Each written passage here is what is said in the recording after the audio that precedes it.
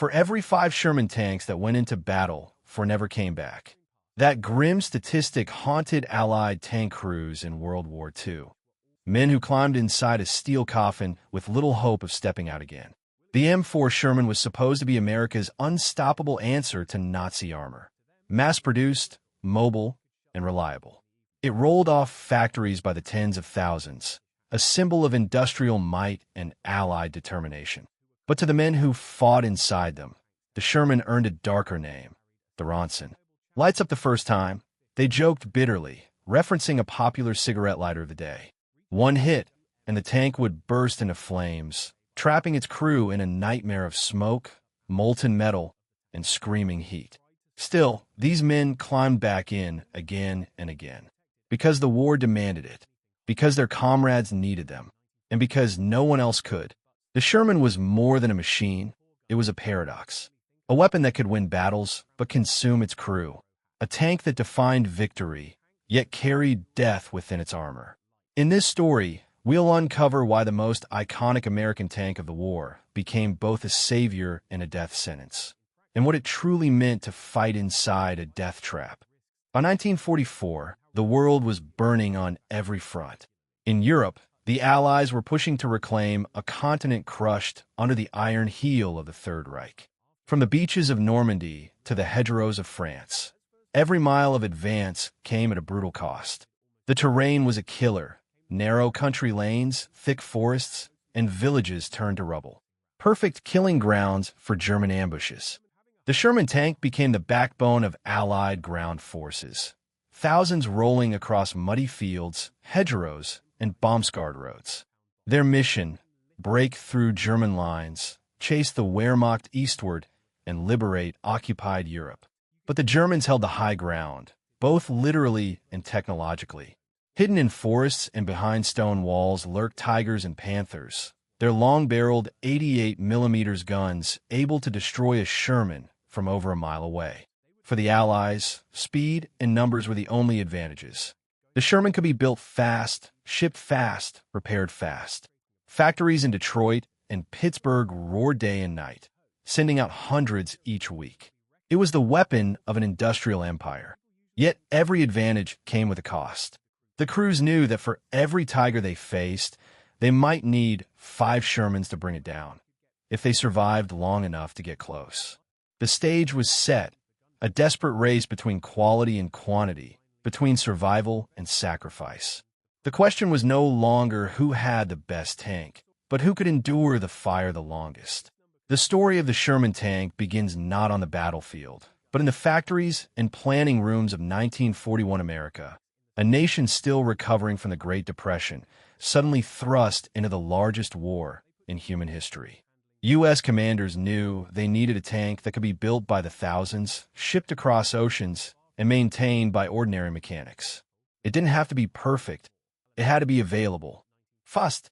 General Jacob Devers and his armored corps envisioned a universal tank, a machine that could support infantry, punch through defenses, and keep moving no matter what. Engineers answered with the M4 Sherman, 30 tons of steel powered by an aircraft engine, armed with a 75mm gun, and protected by armor just thick enough to stop small shells. On paper, it was everything the U.S. Army needed. In practice, it was a gamble. Crews were trained quickly, often boys barely out of high school, taught how to drive, fire, and survive in a matter of weeks. Training grounds in Louisiana and California roared with engines and cannon fire, but nothing could truly prepare them for what awaited in Europe. Many believed the Sherman's speed and numbers would outmatch anything Germany had. Intelligence reports hinted at heavier German armor, but few realized just how deadly those machines were. When Allied forces landed in Normandy in June 1944, Sherman units rolled off the beaches under withering fire. The air was thick with cordite, the sea behind them littered with wreckage. They advanced inland through narrow roads bordered by thick hedgerows, walls of earth and roots that hid German guns and panzer divisions waiting in silence. Tank commanders like Lieutenant James Cobb of the 2nd Armored Division described the eerie calm before battle. The distant rumble of engines, the clatter of treads, the smell of oil and fear mixing in the air. You could feel the land watching you, he wrote later. Then, through the fog, came the first flash, the unmistakable strike of a German 88mm gun. In seconds, the myth of invincibility shattered. The Shermans' war, and the nightmare inside its steel walls, had begun. The first real test for the Sherman came in the bocage country of Normandy, a nightmare of sunken roads, tangled hedgerows, and stone farmhouses turned into fortresses. It was a landscape tailor-made for ambush. German anti-tank teams waited in the shadows, their Panzerfaust. In the first week after D-Day, Allied tank losses soared. Panthers and Tigers, firing from concealed positions, tore through Shermans long before the Americans could spot them. Their shells punched through armor as if it were tin. Inside, the results were catastrophic. Fire, smoke, and the suffocating scream of burning fuel. Crews called it the brew up, a phrase that tried to hide the horror behind dark humor. Still, there were flashes of courage and fleeting victories. Some units learned to use their speed, flanking German armor, calling in artillery, or using sheer numbers to overwhelm. Others improvised with welded metal plates or sandbags to thicken their armor. For every tank that burned, another two rolled forward. By July, the Allies had begun to adapt. They learned to coordinate airstrikes, to use smoke screens, to move at night. There was a sense, fragile, desperate, that perhaps they could turn the tide. But the enemy wasn't beaten. Beyond the hedgerows, on the far side of the fields, the German panzers were regrouping, waiting for the next clash. Their orders were clear: stop the Allied advance at any cost. As the sun set over the shattered villages of Normandy, tank crews cleaned their guns, checked their engines, and tried to sleep beside the hulks of burning machines. The air smelled of oil, blood, and scorched earth.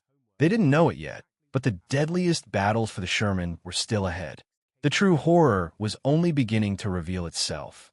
By late July 1944, the fields of Normandy had become graveyards of steel. Burned-out Shermans lay smoldering beside twisted Panthers and shattered farmhouses. The air was thick with cordite and rot, the stench of oil, blood, and earth turned inside out. Every dawn, the engines roared again, and men climbed back into their metal coffins.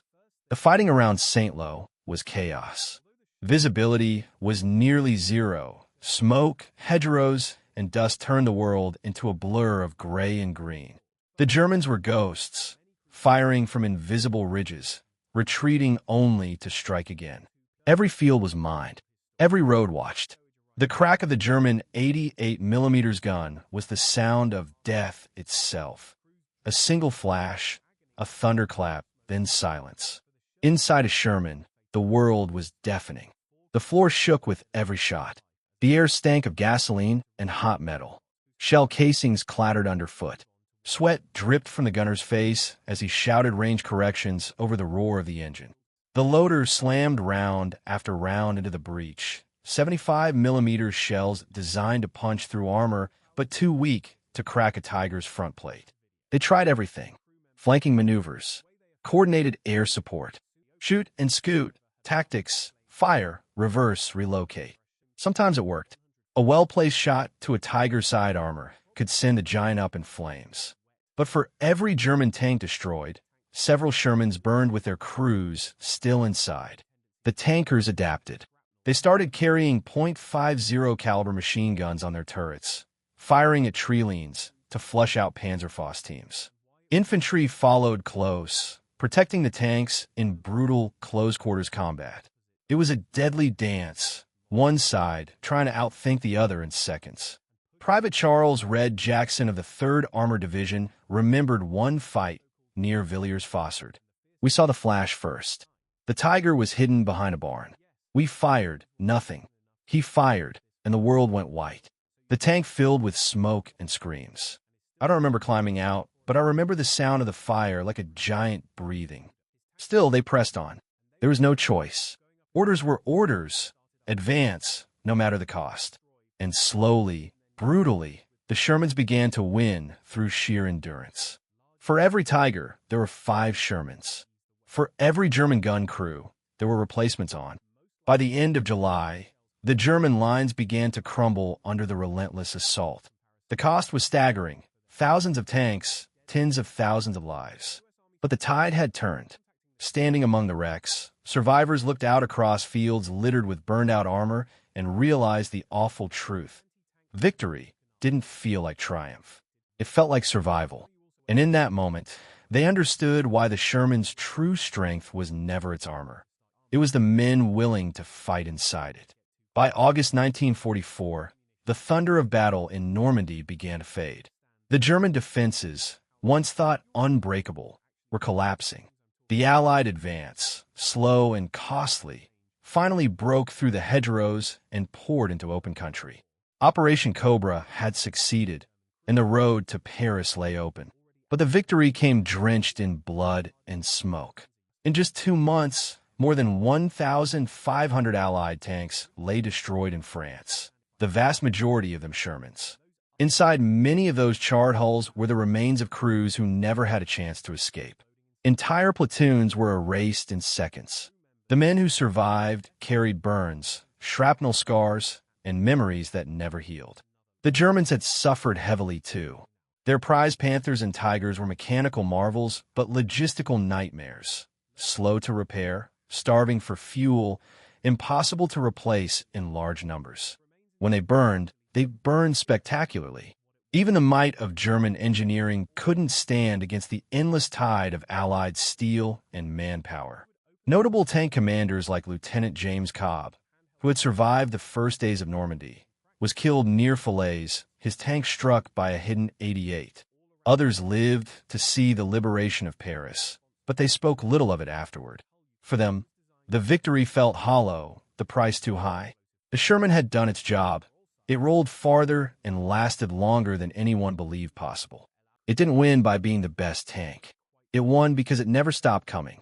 As the Allies pushed east toward Germany, one truth settled over the survivors: the war was far from over. And though they were moving forward, every mile was paid for in steel and in lives. In the decades since the war, the M4 Sherman has become one of the most debated machines in military history. To some, it represents everything America did right: mass production, adaptability, relentless determination. To others, it symbolizes the terrible cost of those virtues, a weapon that traded crew lives for battlefield momentum. The lessons it left behind reshaped modern warfare. Armor design changed forever: thicker plating, better ammunition storage, improved escape hatches. Future tanks would be built not just to fight, but to protect those inside them. The bitter experiences of Sherman crews taught the world that victory isn't only about who fires first, but who survives the fire. In museums and memorials across Europe, the rusted hulks of Shermans still stand in silent tribute. Tourists see metal and history, but veterans saw faces, names, voices that never came home. And yet, the Sherman endures in memory not as a failure, but as a survivor's tank. It was the machine that carried freedom forward, one burning mile at a time. When historians call it a death trap, they're not wrong. But they're not entirely right either. Because every time those engines roared back to life, it meant something powerful. That even in the face of certain death, men still chose to climb inside and keep moving toward victory.